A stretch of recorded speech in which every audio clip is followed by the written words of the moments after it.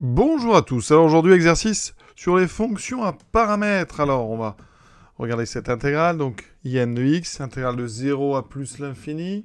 Ici d'une expression, vous voyez, qui dépend de x et de t, la variable d'intégration. On est donc bien dans une fonction à paramètre, avec même une intégrale à paramètre, avec ici n qui est supérieur ou égal à 1 et x qui est strictement positif. Donc comme d'habitude, on va d'abord bien montrer que cette intégrale converge, autrement dit justifier son existence. Donc on est parti. Première chose à dire, c'est la continuité sur quel intervalle. Alors ici, comme x est strictement positif, eh bien x carré plus t carré est donc strictement positif. Donc ça veut dire que la fonction qui a t associe 1 sur x2 plus t carré, le tout à la puissance n, elle est effectivement continue.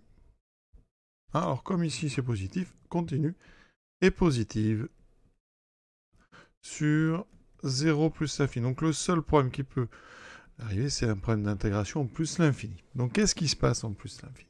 Alors on a des fonctions positives, donc on peut utiliser sans problème des équivalents. Alors 1 sur x2 plus t carré, c'est équivalent à quoi en plus l'infini? Alors bien sûr, ici c'est t qui va vers plus l'infini, donc je vais indiquer ça. Donc ça veut dire que ça c'est équivalent à 1 sur t carré. Ici, le monomopie au degré en bas, c'est t carré. Donc on a un équivalent t carré, donc on a le droit de mettre à puissance n, il n'y a aucun problème.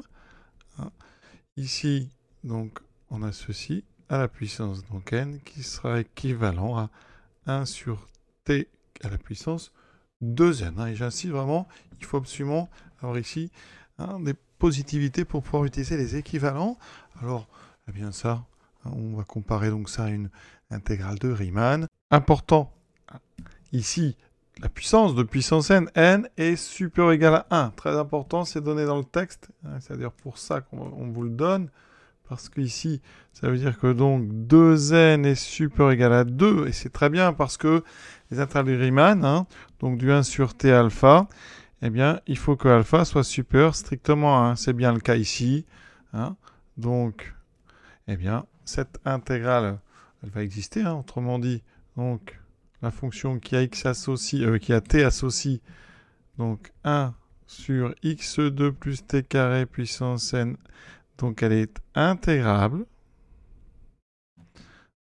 Et l'intégrale n, eh bien, elle existe pour x, donc pour n supérieur ou égal à 1, et x strictement positif. Voilà. Donc j'insiste sur les points vraiment importants pour ceux qui sont un petit peu en peine. Donc tout d'abord, on insiste bien en disant que c'est continu et positive. Positivité va être utile pour pouvoir travailler avec des équivalents, d'accord, pour travailler par comparaison. Ensuite, on repère donc les problèmes. Ici, un problème uniquement plus infini. Donc on va chercher, on regarde, alors ça dépend vraiment de la situation. Mais ici, on a vraiment un équivalent qui va nous amener sur une comparaison avec des intégrales de Riemann, d'accord. Et donc, je rappelle que le cours, c'est que l'intégrale de 1 sur t alpha dt, donc entre 1 et plus l'infini, elle converge si alpha est strictement supérieur à 1, et elle diverge si alpha est inférieur ou égal à 1. Alors, pour vous en rappeler, si alpha est égal à 1, vous avez du 1 sur t, donc en cherchant une primitive, c'est du ln de t, et ça ln de t, quand vous allez en plus l'infini, ça tend vers plus l'infini. Donc voilà pour cette première question. On me demande ensuite de calculer I1 de x, donc je remplace n par 1. C'est important, il ne faut pas se tromper, il y a plusieurs lettres. Donc intégrale de 0 à plus l'infini, donc x2 plus t carré, et je prends n égale 1. Donc là on est sur du arc tangente, donc il faut une primitive de la fonction qui a t associe 1 sur x2 plus t2. Alors il faut savoir, de mémoire, que la primitive, elle sera du arc tangente. Ici, alors la variable, c'est t important, donc c'est t sur x. Il y a un coefficient devant. Si vous l'oubliez, vous dérivez arctangente t sur x. Alors, par composition, ça donnera quoi? Donc, t sur x, la variable c'est t, donc vous allez avoir ici 1 sur x qui va sortir, d'accord. Ensuite, la dérivée arctangente, c'est 1 sur 1 plus la variable au carré, donc on aura ceci. Si je mets en bas au même dénominateur, j'aurai donc du x2 plus t2, c'est parfait, mais j'aurai 1 sur x carré qui va donc se retrouver en haut. En simplifiant, on a donc x2 sur x qui fait x, ça veut dire que là, il faut que je compense x. Donc la primitive, c'est 1 sur x fois arctangente t sur x. Donc rappelez-vous bien de arctangente t sur x, c'est le coefficient, vous pouvez le retrouver. Donc, quand on calcule cette intégrale, qui est définie, donc pas de souci, hein, vous aurez donc à inscrire comme primitive 1 sur x arctangente de t sur x, avec t qui varie entre 0 à plus l'infini. Voilà. Donc, premièrement, on va s'intéresser à la limite. Quand t est envers plus l'infini, c'est important, vraiment la variable, de 1 sur x arctangente. Donc t sur x, ça veut dire qu'ici, alors x est strictement positif, important. Donc t sur x tend aussi vers plus l'infini. Donc on regarde la limite de arctangente en plus l'infini. Arctangente grand x, quand grand x tend vers plus l'infini, alors ici, on va l'écrire plutôt comme ceci. Quand grand x tend vers plus l'infini, ben vous savez, hein, ici, eh bien l'arctangente en plus l'infini, ça donne donc du pi sur 2. D'accord, plus l'infini, donc là j'aurai du pi sur 2 divisé par x, donc pi sur 2x. Ok, donc pi sur 2x moins la limite quand t tend vers 0 de 1 sur x arctangente, donc t sur x, mais là c'est même pas une limite, on peut directement remplacer t par 0. J'obtiens en fait donc 1 sur x arctangente de 0 sur x, donc de 0. Or, arctangente de 0 vaut 0, donc il me reste 0, ce qui fait ceci. Donc, j'obtiens tout simplement pi sur 2x. Troisième question maintenant, montrer que in est de classe C1 sur 0 plus l'infini, hein, parce que x est strictement positif. Alors ici, la première chose à bien comprendre, c'est qu'il est question d'une fonction donc à deux variables, f de xt, qui sera donc 1 sur x2 plus t2 à la puissance n. Et cette fonction, hein, elle est définie, hein, donc f est définie sur un produit. Alors, ici, on commence par les valeurs de x, donc c'est sur 0 plus l'infini, croix le domaine donc des valeurs de t qui sera 0, donc plus l'infini. Donc, hein, dans les propriétés, il y en a un qui va s'appeler par exemple a et l'autre i. I, c'est là où on intègre. Hein. Alors, il faut montrer plein de choses. La première chose, c'est de s'intéresser donc à la fonction ici de variable t. Donc on considère en fait que x est constant, on prend pour tout x, donc ici ça sera strictement positif, et bien on a juste à dire que la fonction, donc ici, qui a t associé à f de xt, donc c'est 1 sur x2 plus t au carré puissance n, celle-ci, elle doit être continue par morceau, donc ça c'est sûr, et tout ça on l'a déjà dit tout à l'heure, et elle est intégrable. Donc sur i, c'est-à-dire sur 0 plus l'infini. Première chose de fait. Maintenant, on va regarder la dérivée de cette fonction f par rapport à la première variable, c'est-à-dire par rapport à x. Donc je dérive ceci par rapport à x. Qu'est-ce que j'obtiens? Donc c'est un quotient. Alors c'est du 1 sur u à la puissance n. Donc j'ai un moins, j'ai le n, la dérivée de ce qu'il y a dedans par rapport à x, c'est donc 2x, sur x2 plus t2 puissance n plus 1. Dans cette fonction, si on la considère par rapport à la variable x, il faut qu'elle soit continue par morceau dérivable et sa dérivée doit être continue, donc elle doit être C1, effectivement, pas de souci. Hein, donc ça, eh bien, C1 sur l'intervalle de R sur donc 0 plus l'infini, aucun souci. Ensuite, la deuxième, elle doit être continue par morceau, hein, parce qu'il va falloir l'intégrer, donc continue, effectivement, encore une fois, donc sur 0 plus l'infini, il n'y a aucun problème. Voilà. Maintenant, il nous reste la domination. Pour montrer donc ici, donc elle est continue, et donc maintenant on passe à la domination, donc il va falloir majorer la valeur absolue donc, de cette dérivée par rapport à dx. Comment on fait? Alors un petit souci parce que ici on a du x et du n, donc on va travailler, donc donc on prend ici a strictement positif, et donc sur a plus l'infini, pour x, d'accord, df de x dt sur dx en valeur absolue est plus petit que quoi? Alors déjà, c'est donc égal à 2nx sur x2 plus t carré à la puissance n plus 1. D'accord? Ici, alors on a du x en haut, donc vous voyez, c'est embêtant. Parce que là, si vous voulez majorer, eh bien, vous avez du plus infini. Donc l'astuce qu'on va prendre, c'est qu'on va montrer que c'est C1 sur un intervalle AB, fermé, arbitraire. Donc ici, on va montrer que sur le fermé AB, eh bien notre dérivée ici, elle est donc inférieure ou égale à, ici on prend la plus grande valeur, c'est 2nb, et en bas, eh bien on peut prendre la plus, donc on va majorer ici par la plus petite valeur de x, pardon, c'est donc du a carré plus t2, donc n plus 1, et on peut faire encore mieux, puisque a carré est strictement positif, hein, ici, hein, eh bien, on pourrait enlever le a carré. Mais par contre, ça empêcherait la valeur de t d'être égale à 0. Donc ça peut être embêtant. Donc on va rester comme ça. Hein, parce que là, on a une fonction ici.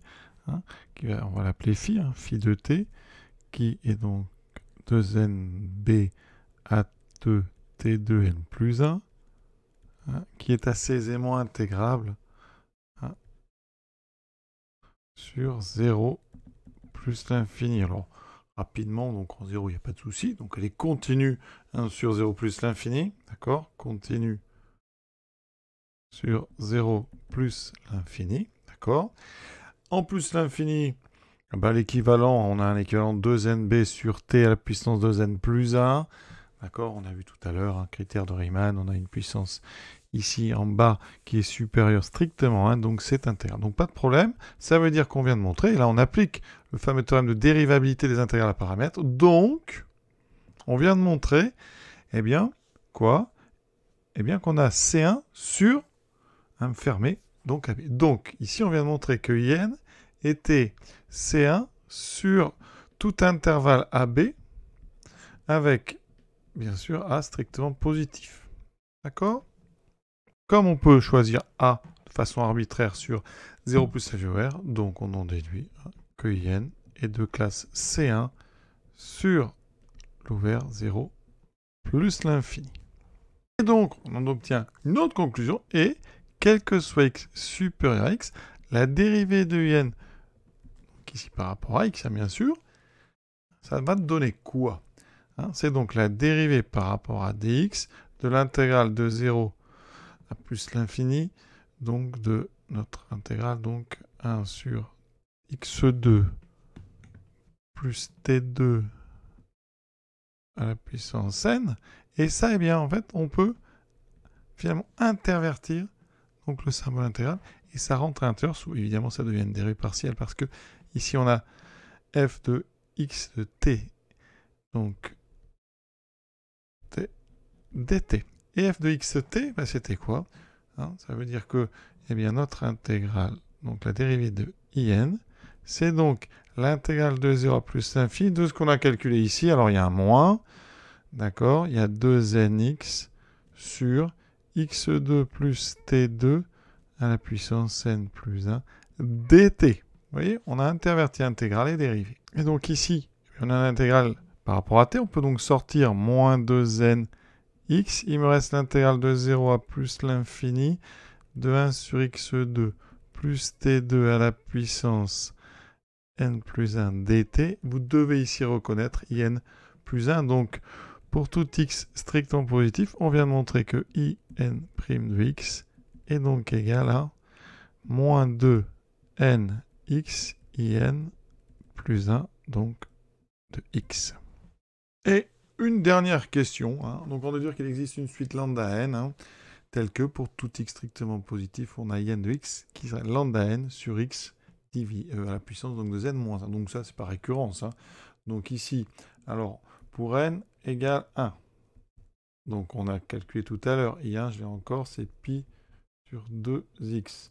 Et il se trouve que, alors c'est 1 de x bien sûr, c'est donc bien pi sur 2 sur x à la puissance 2n, donc 2 fois 1 moins 1. Donc effectivement, on aurait lambda 1 qui serait égal à pi sur 2. Donc l'hypothèse est donc vraie pour n égale 1.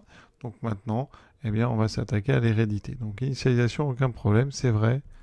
Hein, donc pour n égale 1. Hérédité. On suppose donc que pour n appartenant à n, on a in de x est égal à lambda n sur x puissance n-1. Alors la relation de récurrence que j'ai trouvée tout à l'heure, elle est entre in' et in plus 1. Donc je vais calculer in'. In de x est dérivable, pas de souci. On dérive donc par rapport à x. Donc j'ai un moins. Alors ici j'aurai 2n moins 1 fois lambda n sur x à puissance 2n moins 1, donc ici, plus 1, donc ça fait 2n, d'accord? Je mets ça dans ma relation, donc je sais que in plus 1 de x, alors on peut diviser par 2nx parce que x est strictement positif, donc pour tout x strictement positif, c'est donc in' de x sur moins 2nx. Donc, je viens de trouver ceci. Alors, j'ai un moins. Donc, je vais tout réécrire pour bien que vous voyez un petit peu tout ce qui se passe. Alors, ici, j'ai un x puissance 2n que je vais mettre dessous. Moins 2nx fois x puissance 2n. Donc, on trouve effectivement au dénominateur x puissance 2n plus 1. Et en haut, je vais tout mettre. Alors, les plus se simplifient. Il me reste 2n moins 1 sur 2n. Lambda n, d'accord? Et donc, à condition d'appeler ceci lambda n plus 1, on a bien montré eh bien, que la propriété était héréditaire. Donc, effectivement, on peut conclure. Donc, conclusion. Pour tout n supérieur ou égal à 1, eh bien, il existe une suite. Il existe. Alors, si je mets pour tout n, donc il existe lambda n appartenant à R tel que pour tout x strictement positif, in de x est effectivement donc lambda n sur x à la puissance de n moins 1. Et ce très joli exercice est terminé. Très joli exercice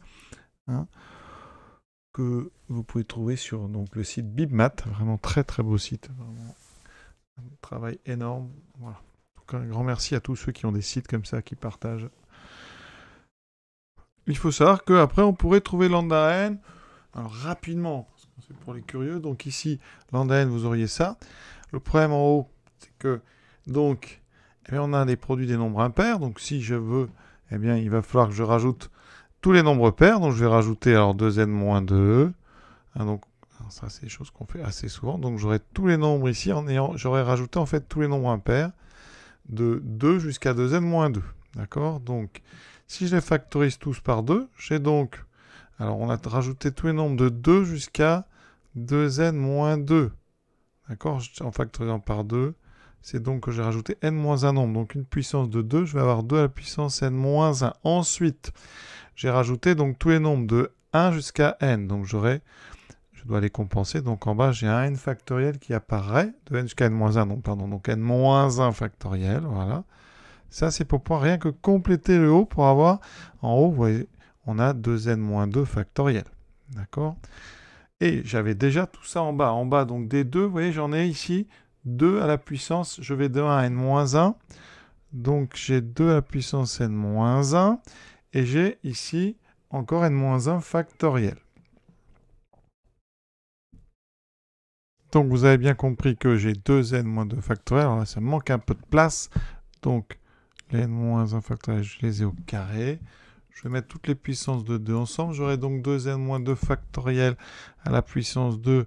Donc ici 2n-2 fois n-1 factoriel au carré. Le problème, c'est que j'ai le lambda. Donc il faut que j'aille chercher lambda. Alors lambda, c'est assez simple. Pour lambda, il suffit de prendre la valeur ici, donc n égale 1. J'obtiens I1 de x égale lambda 1 sur donc x à la puissance 1. Voilà, et en prenant x égale 1, j'obtiens que donc I1 de 1 est égal à lambda 1. Or, I1, je l'ai calculé, c'était pi sur 2x, donc I1 de 1, c'est pi sur 2. Donc, conclusion, pour ceux que ça intéressait, lambda n, c'est du 2n moins 2 factoriel sur, alors lambda 1, ça fait pi sur 2, donc j'ai un pi qui apparaît, j'ai un autre 2, donc au lieu d'avoir 2n moins 2, j'aurai 2n moins 2 plus 1, donc 2n moins 1, et ensuite j'ai du n moins 1 factoriel que je mets au carré. Donc voilà la valeur de lambda n pour tout n, toujours un supérieur ou égal à 1. Voilà, ça c'est pour ceux qui voulaient aller un tout petit peu plus loin. Je vous souhaite une bonne fin de journée à tous et à très bientôt.